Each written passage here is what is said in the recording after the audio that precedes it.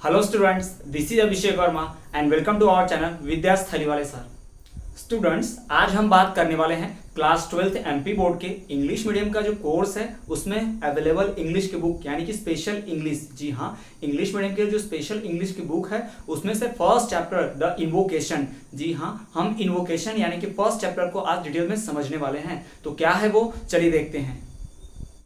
Students, chapter शुरू करने से पहले मैं आपको बता दूं कि 12th बोर्ड में, जी हाँ, जब एमपी बोर्ड का 12th का आपका फाइनल एग्जाम होगा तो उसमें इंग्लिश सब्जेक्ट जो है 100 मार्क्स का पेपर होता है, जिसमें से 60 मार्क्स का टेक्स्ट से लिटरेचर आता है और 40 मार्क्स का ग्रामर, राइटिंग सेक्शन और रीडिंग सेक्शन। जी हाँ, रीडिंग सेक्शन 15 मार्क्स का, राइटिंग सेक्शन 15 मार्क्स का और 10 मार्क्स का आता है ग्रामर और फोनोलॉजी। टोटल 40 मार्क्स का आपका हो जाता है ग्रामर सेक्शन, जिसको हम कह सकते हैं। और बाकी का जो 60% है यानी 60 मार्क्स जो है वो टोटली लिटरेचर के ऊपर ही डिपेंड है, जिसमें से ड्रामा के मार्क्स होंगे, फिक्शंस के मार्क्स होंगे। जी हाँ स्टूडेंट्स, उसमें से 15 मार्क्स आपके ड्रामा के, 15 मार्क्स फिक्शन के ऊपर और बाकी के जो 30 मार्क्स है वो टेक्स्ट की डिटेल स्टडी करने के ऊपर है।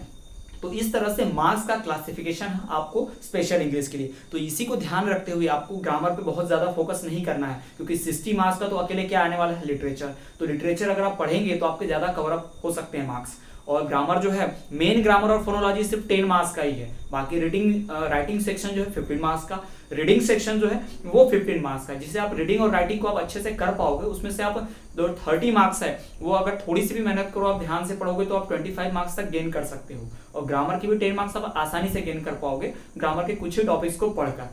लेकिन बाकी का जो लिटरेचर है यानी कि पूरा 60 मार्क्स का, 60 मार्क्स का लिटरेचर है, उसके लिए आपको 21 चैप्टर्स को पूरी अच्छे तरीके से पढ़ना होगा। इंग्लिश में जितने भी पूरे चैप्टर्स दिए हैं उन सभी चैप्टर को डिटेल में स्टडी करनी होगी, सारे ड्रामास चैप्टर की, सारे फिक्शन वाले चैप्टर की और जितने भी पोएम्स है उन सभी की। तो उन्हीं में से आज हम पहला पोएम जो फर्स्ट चैप्टर है इन्वोकेशन, उसे पढ़ने जा रहे हैं। तो चलिए देखते हैं इन्वोकेशन क्या है, इसे किसने लिखा है।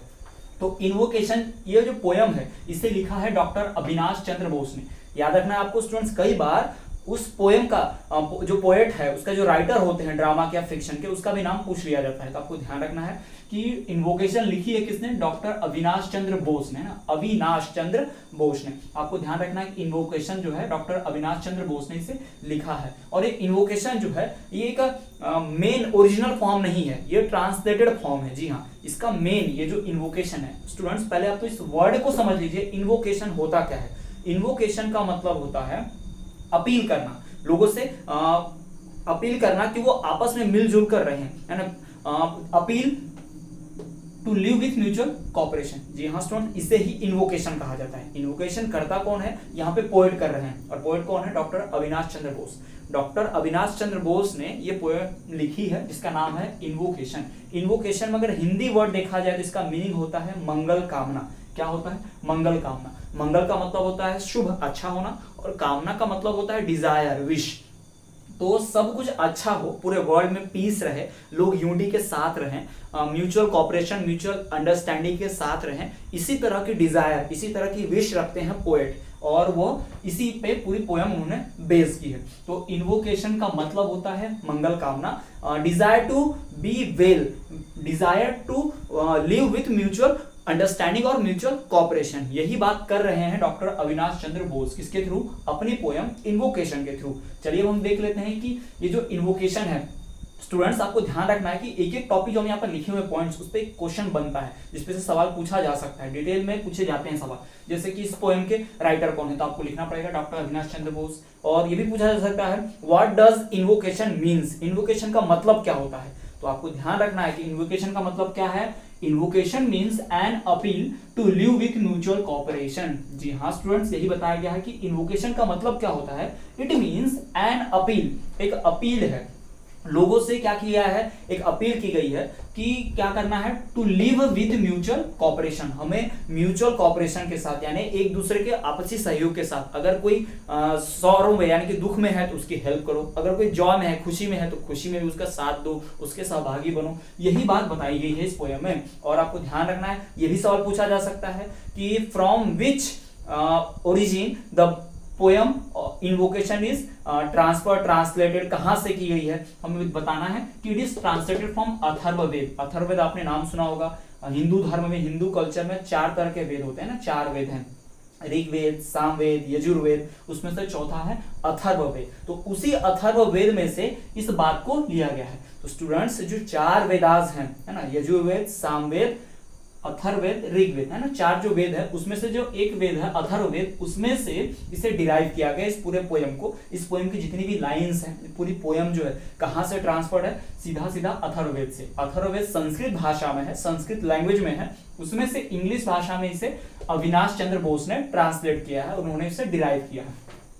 तो it is translated from Atharvaveda. याद रखिएगा, यहाँ पे 2 सवाल हो गए कि डॉक्टर इसे लिखा किसने इन्वोकेशन को, तो डॉक्टर अविनाश चंद्र बोस ने लिखा है। दूसरा क्वेश्चन कि कहां से ट्रांसलेटेड है, तो it is translated from Atharvaveda, दूसरा क्वेश्चन हो गया। तीसरा, इसका मतलब क्या होता है, तो invocation means an appeal to live with mutual cooperation. Invocation का मतलब क्या होता है कि इन्वोकेशन एक अपील है, कैसे रहने का, म्यूचुअल कॉपरेशन के साथ रहने का। Invocation means an appeal to live with mutual cooperation. तो ये हमारे यहाँ पर 3 क्वेश्चंस क्लियर हो जाते हैं। तो चलिए स्टूडेंट्स, पोएम का एक जनरल इंट्रो लेने के बाद अब हम जानते हैं इसकी समरी के बारे में। हम देखते हैं कि इस पूरी पोएम में क्या कहा गया है, क्या बात बताई गई है। तो स्टूडेंट्स, अगर हम बात करें डॉक्टर अविनाश चंद्र बोस के द्वारा लिखी गई इस पोएम की समरी की, तो चलिए देखते हैं कि समरी में क्या क्या कहा गया है। तो इस समरी में the poem guides us about the way of living life. जी हाँ स्टूडेंट्स, ये जो पोएम है समरी में आप समझ लीजिए शॉर्ट टर्म में कि ये पोएम हमें करती क्या है। ये पोएम हमारे लिए, मतलब हम पीपल के लिए, ह्यूमंस के लिए, हमें अपना लाइफ कैसे जीना है, the way of living of our life, यानी हम अपना जीवन कैसे जीते हैं, हमारा लाइफ जीने का तरीका कैसे, what is the way of living of our life, है ना, हमारी लाइफ को इंसान अपने जीवन को किस प्रकार से जीता है, सबके साथ मिलजुल के रहता है उस प्रकार से जीता है, समाज में रह के, या फिर अकेला रह के, इधर उधर एकांत में रहकर दूसरों के साथ ज्यादा मेलजोल न बढ़ा के, क्या इस प्रकार से जीता है, किस प्रकार से अपना जीवन जीता है, उसी के बारे में बताया गया है। तो पोएम में कहा गया आगे वो तरीके भी बताए गए। पहले तो ये पोएम है किसके बारे में, it is about the way of living life, है ना, ये पोएम किस बारे में है। तो इस पोएम में ये पोएम बताती है, ये पोएम कहती है कि इंसान को अपना लाइफ कैसे जीना चाहिए, and what should be our the way of living of our life, है ना, हमारा तरीका क्या होना चाहिए जीवन जीने का, हमें अपने जीवन जीने का तरीका कैसा रखना चाहिए, यही इस पोएम में गाइड किया गया, यही इस पोएम में बताया गया है। तो देखिए वो मेथड्स क्या हैं, क्या तरीके बताए हैं, कैसा एक लाइफ होना चाहिए, एक स्टैंडर्ड लाइफ जो होनी चाहिए वो कैसी होनी चाहिए, तो उसे बताया गया यहाँ पर। यहाँ बताया गया पहला बात ये लिव विथ यूनिटी, यानी इन्वोकेशन पोएम में, इन्वोकेशन मतलब होता है अपील, है ना, invocation has been made to unite the whole people of the world. जी हाँ, इस पूरे वर्ल्ड के पीपल को यूनाइट करने का इन्वोकेशन यानी कि अपील किया गया है ना। लिव विथ यूनिटी, इसमें कहा गया है कि इस दुनिया के जितने भी लोग हैं वो यूनिटी के साथ रहें, जो हमारे फ्रेंड्स हैं उनके साथ भी यूनिटी के साथ रहना है, और जो हमारे स्ट्रेंजर्स हैं, जो हमारे लिए नोन नहीं है, जो हमारे लिए अननोन है, साथ ही साथ जो हमारे लिए नोन है, जो हमारे साथ रहते हैं, उनके साथ भी हमें यूनिटी के साथ ही रहना है। तो जी हाँ स्टूडेंट्स, इस इन्वोकेशन पोएम में बताया गया है कि हमें, यानी हम ह्यूमंस को, हम पीपल को कैसे रहना चाहिए, हमें यूनाइटेडली रहना चाहिए, हमें एक साथ मिल के रहना चाहिए, ना सिर्फ अपने लोगों के साथ, यानी अपने परिवार वालों के साथ, अपने फ्रेंड्स के साथ, अपने नोन जिन्हें हम जानते हैं, जिनके साथ हम रहते हैं, उनके साथ भी यूनाइटली रहना चाहिए, साथ ही साथ स्ट्रेंजर्स यानी कि जिन्हें हम नहीं जानते, जो अननोन है हमारे लिए, जो हमारे साथ नहीं रहते हैं, उनके साथ भी यूनाइटेडली रहना चाहिए। तो ये बात कही गई है किसमें, इन्वोकेशन पोएम में कही गई है। यही बात ऋग्वेद में भी बताया गया, सॉरी ऋग्वेद कह रहे हैं, अथर्ववेद में भी यही बात बताया गया है। दूसरी बात, don't fight against divine spirit within us. ये पोएम में और क्या बताया गया है कि don't fight against divine spirit within us. ये डिवाइन स्पिरिट का मतलब क्या होता है, दैवीय शक्ति या दैवीय आत्मा। मीन्स डिवाइन स्पिरिट का मतलब ये है कि हमारे अंदर एक जो आत्मा होती है, मीन्स आप या हम, कोई भी पर्सन जो होता है, कुछ भी काम करने से पहले सोचता है ना, वो सोचता है कि किसी काम को करने के लिए अगर हमारा मन होता है तो ही हम करते हैं, या फिर अधूरे मन से किसी काम को करते हैं तो वो सक्सेसफुल नहीं होता है, या फिर उसमें कुछ प्रॉब्लम्स आती हैं, उसमें परफेक्शन नहीं होता है। तो वही बात यहाँ बताई गई है कि जिस काम को करने के लिए आपका मन नहीं मान रहा है, मतलब आपके अंदर जो डिवाइन स्पिरिट है, आपकी जो आत्मा है, आपके अंदर जो भगवान है, वो चीज अगर किसी चीज को मना कर रहा है तो उसके खिलाफ लड़ो मत। यानी कि हम अंदर की फीलिंग्स कह रही है कि हमें वो काम नहीं करना चाहिए, लेकिन फिर भी हम वो काम करने जा रहे हैं तो वो गलत है, ऐसा हमें नहीं करना चाहिए।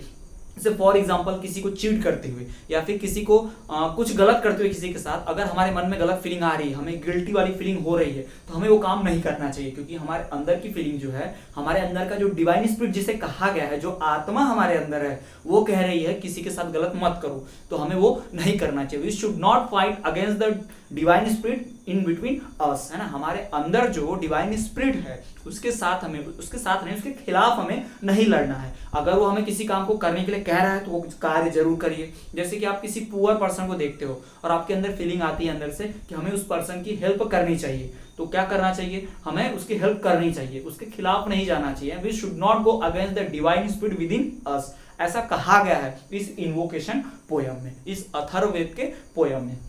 और तीसरी बात, we should avoid wars and battles. जी हाँ, हमें जो युद्ध है ना वो रोकने चाहिए, हमें उसे रोकना चाहिए, हमें उसे करना ही नहीं चाहिए। जहां तक हो सके हमें अवॉइड करना चाहिए वॉर्स एंड बैटल को। ऐसा नहीं कहा कि हमें करना ही नहीं चाहिए, डू नॉट फाइट, ऐसा नहीं लिखा गया है। ऐसा लिखा गया है कि हमें अवॉइड करना चाहिए। अवॉइड करने का मतलब क्या है कि जहां तक हो सके पूरा टालने की कोशिश करो कि लड़ाई झगड़े तक बात पहुंचे ही ना, किसी वॉर तक बात पहुंचे ही ना। क्योंकि स्टूडेंट्स आप सभी जानते हो कि वॉर में क्या होता है, लाखों लोग, हजारों लोग मारे जाते हैं, और जो लोग मर जाते हैं उनकी फैमिली अबॉन्डेड ऑर्फन रह जाती है ना, छोड़ी हुई रहती है, अनाथ हो जाते हैं बच्चे, उनके चारों तरफ चीख पुकार मच जाती है। यानी वॉर से सिर्फ और सिर्फ क्या हासिल होता है, वॉर से सिर्फ और सिर्फ स्लेन हो सकता है, यानी कि मार काट हो सकती है, दुख सौरो आता है ना। विक्ट्री आती तो है, लेकिन उस विक्ट्री के साथ बहुत बड़ा एक कलंक जुड़ा होता है कि हमने किसी को मार कर। यहाँ जो बात की गई है स्टूडेंट्स, ये सारा रिलीजियस है, यानी कि अथर्ववेद से लिया गया है। अथर्ववेद से लिया गया, इसका मतलब वेद जो है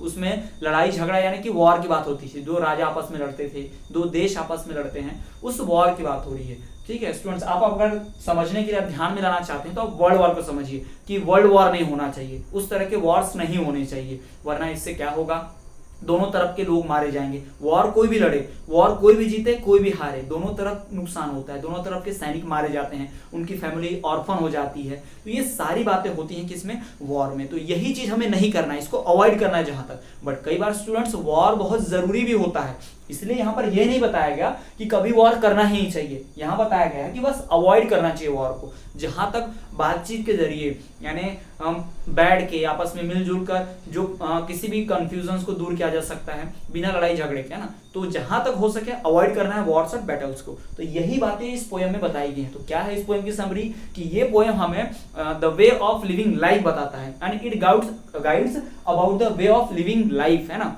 ये हमें दर्शाता है, दिशा निर्देश देता है, हमें डायरेक्शन देता है, हमें बताता है, सिखाता है कि हम ह्यूमंस को अपनी लाइफ किस तरीके से जीनी चाहिए, जिसमें बताया गया है कि हमें यूनाइटली रहना चाहिए। किसके साथ, स्ट्रेंजर्स के साथ, साथ ही अपने फ्रेंड्स के साथ भी। फ्रेंड्स के साथ तो हम यूनाइटली रहते हैं, कभी कभी झगड़ते भी हैं, बट वो भी नहीं करना चाहिए, हमें यूनाइटेडली रहना चाहिए अपने फ्रेंड्स के साथ। साथ ही साथ जो दूसरे स्ट्रेंजर्स हैं, यानी कि अननोन पीपल हैं, जिनके साथ हम नहीं रहते, उन सभी के साथ यूनाइटेडली रहना है। यानी पूरे वर्ल्ड के पीपल को एक अपील किया गया है, and invocation has been made to the whole people of the world to live unitedly and remain work with mutual cooperation, यही बताया गया है स्टूडेंट्स। दूसरी बात इसमें यह भी बताया गया है कि हम ह्यूमंस को, यानी प्रत्येक व्यक्ति को, प्रत्येक मनुष्य को अपने अंदर जो आत्मा है, डिवाइन स्पिरिट है ना, जो हमारी आत्मा है, जो हमारे मन की आवाज है, कभी उसके खिलाफ नहीं जाना चाहिए। हमें क्या करना चाहिए, हमेशा सपोर्ट करना चाहिए, किसका, हमारे अंदर जो आत्मा है, हमारी जो डिवाइन स्पिरिट है, उसके अगेंस्ट कभी नहीं जाना चाहिए, उसके साथ वर्क करना चाहिए। अगर किसी चीज को, किसी काम को करने के लिए हमारा मन नहीं मान रहा है तो हमें वो काम नहीं करना चाहिए। तो स्टूडेंट ये थी समरी किसकी, इन्वोकेशन पोयम की। सो स्टूडेंट्स, इन्वोकेशन पोयम का इंट्रोडक्शन समझ लेने के बाद और उसकी समरी पढ़ लेने के बाद अब हम बात करेंगे इस पोयम के स्टैंजा के क्वेश्चन आंसर्स की। साथ ही साथ उन स्टैंजा को हम सिंप्लीफाई तरीके से एक्सप्लेन करेंगे और पढ़ेंगे। तो चलिए क्या है वो देखते हैं। स्टूडेंट्स, आपके सामने यहाँ पर इस पोयम का फर्स्ट स्टैंजा लिखा हुआ है। इस फर्स्ट स्टैंजा की 4 लाइनें हम पढ़ेंगे और इनके ऊपर बेस्ड कुछ क्वेश्चंस है, उन्हें भी हम कवर अप करेंगे। तो चलिए देखते हैं। सबसे पहले लाइन देखिए, यहाँ पर यहाँ लिखा हुआ है, may we unite in our minds. यहाँ मे शब्द का इस्तेमाल है। मे जो है एक मॉडल्स है और ये मे तब लगाते हैं जब हम कुछ विश करते हैं, डिजायर करते हैं। वो भी हम डिटेल में पढ़ेंगे। ये भी आपके 12th के ग्रामर का पार्ट है। 1 मार्क्स का मॉडल्स या 2 मार्क्स का मॉडल आता है जो ग्रामर में मिलेगा आपको। तो देखिए यहाँ पर, may we unite in our minds, unite in our purposes. इसमें विश किया जा रहा है, इन्वोकेशन, इन्वोकेशन मतलब इच्छा की जा रही है, जो अश्विन है ना, गॉड जो है ट्विन गॉड, उनसे इच्छा की जा रही है कि हम लोग क्या हो जाए, may be unite in our minds, हमारे माइंड्स यानी कि हमारे मन जुड़ जाए, यूनाइट इन आवर पर्पसेस, और हम सभी का मकसद भी एक हो जाए, हम सभी का पर्पस भी एक हो जाए, ऐसा चाह रहे हैं पोएट। पोएट कह रहे हैं कि may be unite in our minds, हम सभी के मन जुड़ जाए, हम सभी के पर्पस यानी कि हमारा जो मकसद है वो भी जुड़ जाए। मकसद का मतलब हम लोग एग्जांपल बताते हैं, पूरे वर्ल्ड के लोगों का एक ही मकसद होना चाहिए, क्या, पीस, है ना, सभी लोग सुख शांति से रह पाए, है ना, पीस एंड हार्मोनी, यही तो सबका मकसद होना चाहिए। किसी का मकसद दूसरी कंट्री को कब्जा करना नहीं होना चाहिए, हर किसी का मकसद होना चाहिए अपने आप को डेवलप बनाना, अपने देश के अपने पीपल को डेवलप बनाना, यही बताया गया है। दूसरी लाइन पर देखिए, and not fight against the divine spirit within us, यहां बताया जा रहा है कि हमें हमारे अंदर जो डिवाइन स्पिरिट है यानी कि हमारी जो इंटरनल फीलिंग है, हमारे अंदर जो दैवीय शक्ति, दैवीय आत्मा है, उसके खिलाफ नहीं जाना है। ये तो हमने समरी में भी पढ़ा, we should not fight against the divine spirit within us. तो पोएट कहते हैं कि हमारे माइंड और हमारे पर्पस दोनों यूनाइट हो जाए, और कहते हैं कि हमें कभी भी हमारे डिवाइन स्पिरिट के अगेंस्ट नहीं जाना चाहिए। तीसरा लाइन क्या कहता है, let not the battle cry राइज्ड amidst many slain, amidst D silent है, इसको अमिस्ट बोला गया है। Let not the battle cry, battle cry मतलब होता है युद्ध की चित्कार, चीख पुकार जिसको बोलते हैं, लड़ाई जो होती है ना उसे चीख पुकार से डिनोट किया जाता है। अमिस्ट मतलब होता है इन बिटवीन, अमिस्ट वर्ड का मतलब क्या पे, इन बिटवीन, और ये मैनी स्लेन, स्लेन का मतलब क्या, टू किल, यानी कि मार काट जो होती है उसमें जो चीख पुकार सुनाई देती है वो कभी नहीं देनी चाहिए, यानी कभी भी मार काट नहीं होनी चाहिए, और ना ही बैटल क्राई यानी युद्ध में जो रोना धोना होता है, यानी जिनकी डेथ होती है उनकी वाइफ्स रोती हैं, विडो हो जाती हैं, उनके बच्चे ऑर्फन अनाथ हो जाते हैं, फैमिली अबॉन्डन बेघर हो जाते हैं, तो ये नहीं होना चाहिए, हमें रोकना होगा। तो इस वर्ड को आप ध्यान रखिए, अमिस्ट जो डी साइलेंट है, अमिस्ट का मतलब होता है इन बिटवीन, अमिस्ट वर्ड का मतलब क्या होता है, इन बिटवीन, और ये स्लेन, SLAIN, स्लेन का मतलब होता है टू किल। तो ये इसका मतलब हो गया कि हमें जो युद्ध में चीख पुकार मचती है लड़ाई में, वो कभी भी नहीं होनी चाहिए, मार काट के बीच कभी भी ना मार काट होना चाहिए, और उसके बीच कभी भी बैटल राइज यानी कि ये नहीं आना चाहिए, सब बढ़ना नहीं चाहिए। और चौथी लाइन क्या कहती है, देखिए, not the arrows of war God, जो युद्ध के देवता है, वॉर गॉड हैं, उनके एरोज मतलब उनके तीर वो कभी भी हमारे ऊपर नहीं बरसने चाहिए। Not the arrows of war god fall with the break of the day, यानी दिन खत्म होते होते युद्ध के जो देवता हैं वो हमारे ऊपर अटैक ना कर दे, यानी कि कभी भी हमारे ऐसी सिचुएशंस जो वॉर की तरफ हमें ले जा रही हो, वो सिचुएशन को हमें कंट्रोल करना है, कभी भी हमें वॉर की तरफ नहीं जाना है, कभी भी ऐसा मजबूरी ना हो जाए हमारी, हमारे कर्म ऐसे ना हो जाए, हमारे एक्शंस ऐसे ना हो जाए जिससे वॉर के गॉड को यानी युद्ध के देवता को आना पड़े और हमारे ऊपर लड़ाई करनी पड़े। तो ये चार लाइन हम यहाँ पर समझे। पहली लाइन कहती है कि माइंड और यूनाइट को, माइंड और पर्पस को यूनाइट करो। दूसरी लाइन कहती है कि अपने अंदर का जो डिवाइन स्पिरिट है उसके अगेंस्ट मत जाओ। तीसरी लाइन कहती है कि बैटल क्राई का राइज मत करने दो। चौथी लाइन ये कहती है कि कभी भी बैटल की सिचुएशन को बढ़ने मत दो, उसे कंट्रोल करो ना, एक्शंस हमारे कंट्रोल करो ताकि कभी भी लड़ाई ना हो, यानी कभी भी मजबूर होकर वॉर ऑफ गॉड को हमारे ऊपर अटैक ना करना पड़े, उन्हें अपना एरो मतलब हथियार तीर ना चलाने पड़े हमारे ऊपर। तो ये चार लाइनें कहती हैं। तो स्टूडेंट्स ये हमने समझा इस स्टैंजा का एक्सप्लेनेशन। अब हम बात करते हैं इससे रिलेटेड कुछ क्वेश्चंस की, उन्हें कवर अप करेंगे। तो देखिए सबसे पहला सवाल, what sort of unity does the first line refer to, किस प्रकार, व्हाट सॉर्ट मतलब किस प्रकार की यूनिटी, किस प्रकार की एकता पहली लाइन रेफर करती है। फर्स्ट लाइन पढ़िए, unity in our minds, unite in our purpose, किस प्रकार यूनिटी माइंड और पर्पस की। तो इसका जवाब क्या होगा, unity of mind and purpose the first line refer to, है ना, the first line refers to the unity of mind and purpose. तो इसका आंसर क्या लिखेंगे हम, unity of mind and purpose, unity of mind and purpose. Clear है students, ये आप समझ पाएंगे पोएम के स्टैंजा को समझ के, है ना, ये इसका आंसर का आपको मिलेगा आंसर आपको जब आप स्टैंजा को अच्छे से समझे रहेंगे। पहली लाइन को रेफर करने की बात करिए, पहली लाइन पढ़ो। पहली लाइन में यूनाइट करने की बात की है, माइंड को यूनाइट करने की बात कही है, पर्पस को। तो किसकी यूनिटी की बात की गई है, माइंड और पर्पस, है ना, माइंड भी यानी हम लोग के फीलिंग्स और हम लोग के मकसद ऑब्जेक्टिव्स एक होने चाहिए। We should not fight against, हमें किसके खिलाफ नहीं लड़ना है, ब्लैंक दिया हुआ है कि वी शुड नॉट, यहाँ वोम भी आ सकता है, whom we should not fight against, है ना, we should not fight against whom, ऐसा क्वेश्चन मार्क भी आ सकता है। तो जवाब देखिए, we should not fight against, clearly लिखा हुआ है the divine spirit within us, हमारे अंदर की दैवीय शक्ति, दैवीय आत्मा के खिलाफ नहीं लड़ना चाहिए कभी भी। We should not fight against the divine spirit within us, यही इसका उत्तर होगा, the divine spirit within us. तो बहुत ही आसान है, बस आप स्टैंजा को क्लियरली समझ रहिए। फिर तीसरा क्वेश्चन देखिए, find a word which means same as to kill. ऐसा शब्द ढूंढिए स्टैंजा में जिसका मतलब क्या होता है, टू किल।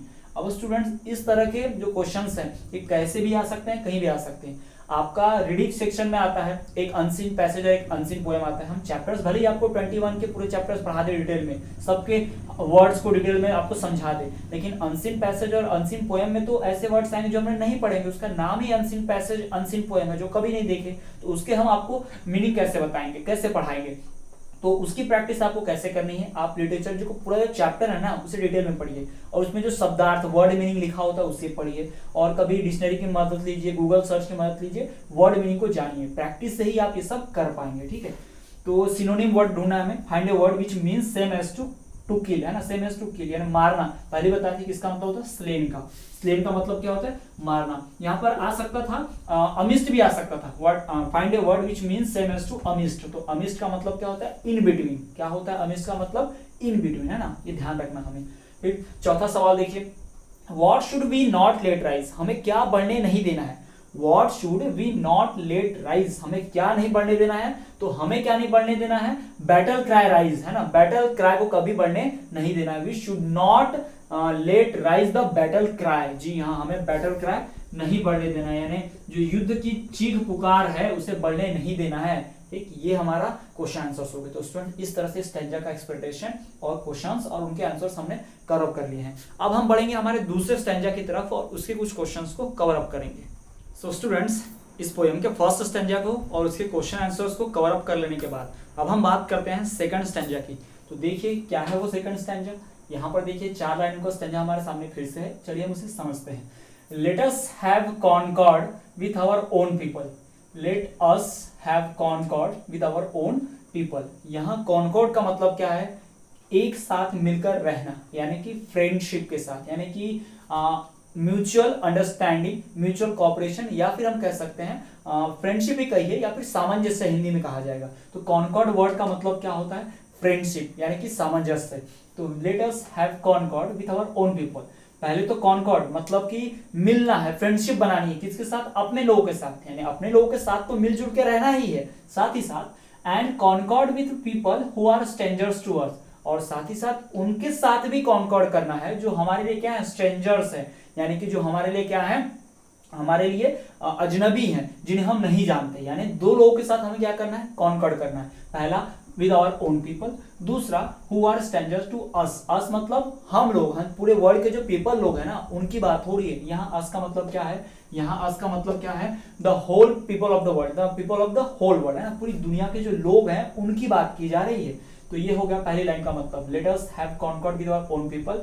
दूसरी लाइन का मतलब कि हमें अपने लोगों के साथ साथ दूसरे लोगों का भी, स्ट्रेंजर्स के भी साथ कॉन्कॉर्ड यानी कि फ्रेंडशिप बढ़ानी है। पहला लाइन कहता है कि अपने पीपल के साथ यानी फ्रेंड्स के साथ फ्रेंडशिप बनाओ, कॉन्कॉर्ड करो, लेकिन साथ ही साथ हम दूसरे पीपल यानी कि जो स्ट्रेंजर्स है उनके साथ भी कॉन्कॉर्ड करना है, उनके साथ भी फ्रेंडशिप बनानी है, उनके साथ भी म्यूचुअल अंडरस्टैंडिंग कॉपरेशन रखना है।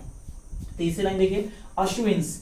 अश्विन मतलब भगवान का नाम लेकर, जो गॉड हैं अश्विन जो है, they are the twin gods. Ashwin जो होते हैं जो हिंदू धर्म में देवता लोग होते हैं जिन्हें अश्विन्स कहा जाता है। दे आर ट्विन गॉड्स यानी 2 देवता हैं। जैसे कि फॉर एग्जांपल नॉलेज की गॉडेस सरस्वती है ना, वेल्थ यानी धन की देवी लक्ष्मी है। उसी प्रकार से ये जो अश्विन्स है वो क्या है, द गॉड ऑफ यूनिटी है, they are the perfect god of unity, है ना, परफेक्ट यूनिटी के गॉड्स हैं, ये देवता है यूनिटी के, एकता के। तो उन्हीं से बोल रहे हैं, उन्हीं से इन्वोकेशन अपील कर रहे हैं पोएट कि अश्विन यानी गॉड, भगवान, create between us and Ashwin create between us and the strangers, है ना, कि ये जो कॉन्कॉर्ड है वो कौन क्रिएट करेगा, ये अश्विन को बोला जा रहा है कि वही कॉन्कॉर्ड क्रिएट करे हमारे बीच और स्ट्रेंजर्स के बीच। ए यूनिटी ऑफ हार्ट्स, क्या बोला जा रहा है कि अश्विन ए यूनिटी ऑफ हार्ट्स क्रिएट करो बिटवीन अस मतलब पूरी दुनिया के लोग एंड द स्ट्रेंजर्स यानी जो हमसे अनजान है। तो ये हो गया स्टैंजा और उसके मीनिंग। तो एक बार फिर से देख लीजिए, पहली लाइन में बताया गया कि कॉन्कॉर्ड यानी कि फ्रेंडशिप बढ़ानी है अपने पीपल के साथ। दूसरी लाइन में बताया गया कि फ्रेंडशिप यानी कि कॉन्कॉर्ड बढ़ाना है उन लोगों के साथ जो स्ट्रेंजर्स है, जो हमारे लिए अननोन है। तीसरी लाइन में बताया गया कि हमें यूनिटी ऑफ हार्ट्स क्रिएट करना है, पूछा गया है, कहा गया है, रिक्वेस्ट की गई है किससे, अश्विन जो गॉड हैं, ट्विन गॉड्स है ना, अश्विन जो हमारे यूनिटी के गॉड हैं। Ashwin are the god of perfect unity. जी हाँ, परफेक्ट यूनिटी के गॉड है कौन, अश्विन। याद है कि Ashwin are the god of perfect unity. उनसे ही पोएट क्या कर रहे हैं, अपील कर रहे हैं, उनसे इन्वोकेशन कर रहे हैं कि create unity of hearts between us and the strangers. Unity of hearts यानी हमारे मन और स्ट्रेंजर्स के मन को एक साथ जोड़ दीजिए। वो भगवान, कौन से भगवान, अश्विन भगवान। ये बात यहाँ पर कही है। तो स्टूडेंट्स ये हो गया स्ट्रेंजर। चलिए अब हम कवर अप कर लेते हैं हमारे कुछ क्वेश्चन आंसर्स। तो कौन से वो सवाल हैं जिनके हमें जवाब ढूंढने हैं। तो सबसे पहला यहाँ पर देखिए students, let us have concord with our own people. हम क्या करें, सबसे पहले हम कॉन्कॉर्ड करें अपने लोगों में। तो यहाँ सवाल देखिए, who does us in the first line refer to. First line देखिए क्या लिखा है, अस। दूसरी लाइन में क्या लिखा हुआ है, एस। तो ये जो अस वर्ड है वो किससे रेफर कर रहा है, अस मीन्स क्या, किसे बोला जा रहा है, पोएट कर रहे हैं पूरी दुनिया के लोगों को। जी हाँ, people of the world, worldly people है ना, पूरी दुनिया के जो लोग हैं उन्हें कहा जा रहा है कि वो क्या करें, रिक्वेस्ट करें, वही लोग। दूसरा, and concord with people who are strangers to us. और उन लोगों के साथ कॉन्कॉर्ड करो जो हमारे लिए क्या है, स्ट्रेंजर्स हैं, यानी कि जो क्या है हमसे अनजान है, उनके साथ भी कॉन्कॉर्ड करो। यहाँ पे अस मतलब worldly people. Who does us in the first line refer to, the first line us in the first line refers to the worldly people, पूरी दुनिया के लोग है ना, पूरी दुनिया के जो लोग हैं ना, worldly people, उनको रेफर कर रहा है क्या ये वर्ड। दूसरा चलिए देखिए यहाँ लिखा हुआ blanks has been made to unite the whole people, यानी पूरी दुनिया के लोगों को यूनाइट करने के लिए क्या किया गया है, इन्वोकेशन किया गया है, अपील किया गया है, यानी कि एन इन्वोकेशन। ये तो हमने जनरल मीनिंग जो समझा था चैप्टर का, जो स्टार्टिंग किया था हमने, जनरल समरी जो पढ़ी थी उसी में देखा था हमने इन्वोकेशन की definition. And invocation has been made to unite the whole people, पूरी लोगों को यूनाइट करने के लिए क्या किया गया है, इन्वोकेशन किया गया है। तीसरा, find a word which means cordiality. जी हाँ, एक ऐसा वर्ड ढूंढिए जिसका मतलब क्या होता है, कोर्डियलिटी होता है। तो क्या होता है कोर्डियलिटी का मतलब, कॉन्कॉर्ड। कोर्डियलिटी का मतलब भी क्या होता है, कॉन्कॉर्ड। जी हाँ, इसका उत्तर क्या है, कॉन्कॉर्ड। अब इसका हिंदी मीनिंग क्या होता है, कोर्डियलिटी और कॉन्कॉर्ड का मतलब होता है फ्रेंडशिप, म्यूचुअल अंडरस्टैंडिंग, यानी कि आपसी मित्रता या फिर सामंजस्य भी कह सकते हैं। हम क्या कह सकते हैं, सामंजस्य। कोर्डियलिटी का मतलब क्या होता है, सामंजस्य या फिर मित्रता, यानी कॉन्कॉर्ड। तो स्टूडेंट्स इसके लिए आपको लिटरेचर बहुत अच्छे से पढ़ना होगा, वर्ड मीनिंग देखने होंगे, डिक्शनरी का इस्तेमाल करना होगा, तभी जाके आप इस तरह के सवाल बना पाएंगे। चौथा क्वेश्चन क्या है, what should we create between us and the strangers. हमें अपने और स्ट्रेंजर्स के बीच क्या क्रिएट करना है, create between us and the strangers, क्या, ए यूनिटी ऑफ हार्ट्स। क्या क्रिएट करना है, a unity of hearts between us and strangers. जी हाँ स्टूडेंट्स, ये इसका उत्तर होगा, यही इसका आंसर है कि हमें क्या करना है, यूनिटी क्रिएट करना है between us and the strangers. तो यहाँ पर आप देख पा रहे हैं कि यहाँ पर चार सवाल है। Who does us in the first line refer to, first line में अस किसको रेफर करता है, तो वर्ल्ड पीपल को, पूरी दुनिया के लोगों को। Blanks has been made to unite the whole people in an invocation, appeal की गई है पूरी दुनिया के लोगों को यूनाइट करने की। Find a word which means cordiality, ऐसा वर्ड ढूंढिए जिसका मतलब होता है कोर्डियलिटी। कोर्डियलिटी मतलब फ्रेंडशिप, फ्रेंडशिप का मतलब यहाँ पे क्या, कॉन्कॉर्ड, ही लिखा हुआ, मिलता जुलता भी है, आप समझ सकते हैं। चौथा, what should we create between us and strangers, यानी अपने बीच और अनजान लोग के बीच हमें क्या क्रिएट करना है, यूनिटी ऑफ हार्ट्स, उनके मन और हमारे मन जुड़ जाए, जैसा वो सोचते हैं वैसा हम सोचे, जैसा हम सोचते हैं वैसा वो सोचे। तो ये स्टूडेंट्स हो गए हमारे क्वेश्चन आंसर्स। और अभी हम इसके बाद कुछ और क्वेश्चंस पे नजर डाल लेते हैं कि और कुछ एक्स्ट्रा क्वेश्चन जो इंपॉर्टेंट है इसके पहले पूछे जा चुके हैं, जो स्टैंजा से आपके बुक के एक्सरसाइज से रिलेटेड तो नहीं है, लेकिन फिर भी वो इंटरनल क्वेश्चंस थे और पिछले एग्जाम्स में पूछे गए थे। चलिए देखते हैं। सो स्टूडेंट्स, इन्वोकेशन पोएम को एक्सप्लेन करने के बाद, उसका स्टैंजास का एक्सप्लेनेशन और उसके क्वेश्चन आंसर्स को कवर अप करने के बाद अब हम बात करते हैं कुछ इंपॉर्टेंट इंटरनल क्वेश्चंस की। जी हाँ स्टूडेंट्स, इस चैप्टर इन्वोकेशन से कुछ इंटरनल क्वेश्चन भी कई बार आ चुके हैं, या फिर मैक्सिमम प्रोबेबिलिटी है कि आने वाले एग्जाम में आएंगे। इसमें से क्वेश्चन नंबर फर्स्ट, सेकंड और थर्ड ये कई बार एग्जाम में पूछा जा चुका है। जी हाँ स्टूडेंट, कई बार एग्जाम में, बोर्ड एग्जाम में ये पूछा जा चुका है, इस चैप्टर से सवाल पूछे जा चुके हैं। मैक्सिमम चांसेस है कि इस बार भी इसमें से तीनों में से कोई एक सवाल पूछा जाएगा। एक्चुअली ये 6 के 6 पूछे गए हैं, मतलब कभी ये तो कभी ये, कभी ये, तो इस तरह से पूछे गए हैं, बट मैक्सिमम चांस है इस साल ये 3 क्वेश्चंस आने की। ये तीनों बहुत इंपॉर्टेंट है, ये 6 के 6 क्वेश्चंस बहुत ज्यादा इंपॉर्टेंट है। इन 6 क्वेश्चंस के आंसर्स आपको ढूंढने हैं, इसके आंसर्स आपको मिल जाएंगे इन 2 स्टैंजा जो हमने पढ़ा उसमें। और फिर भी आपको अगर कोई दिक्कत होती है तो इस सारे क्वेश्चंस के आंसर आपको हमारे दूसरे चैनल जो कि है स्टडी क्लास, उस चैनल पे मिल जाएगा। आपको लिंक डिस्क्रिप्शन में मिल जाएगा उस चैनल का। उस वीडियो को देखकर आप क्या कर सकते हैं, सारे क्वेश्चन आंसर सॉल्व कर सकते हैं। और या फिर आई बटन पे आपको वीडियो शो होगी, आप तुरंत उस वीडियो को देखिए और इन क्वेश्चंस को सॉल्व करके नोटबुक में लिख लीजिए। ये बहुत ही इंपॉर्टेंट है, यहाँ सवाल पूछा ही जाता है। तो स्टूडेंट्स, आज के वीडियो लेक्चर में इतना ही। आई होप वीडियो लेक्चर आपको पसंद आया होगा। वीडियो को लाइक कीजिए, अपने फ्रेंड के साथ ज़्यादा से ज़्यादा शेयर कीजिए ताकि वो भी नॉलेज गेन कर पाए। स्टूडेंट्स, हमारे चैनल को आप सब्सक्राइब कीजिए और वीडियो को लाइक और शेयर कीजिए। तब तक के लिए इतना ही। आप देखते रहिए हमारा चैनल विद्यास्थली वाले सर।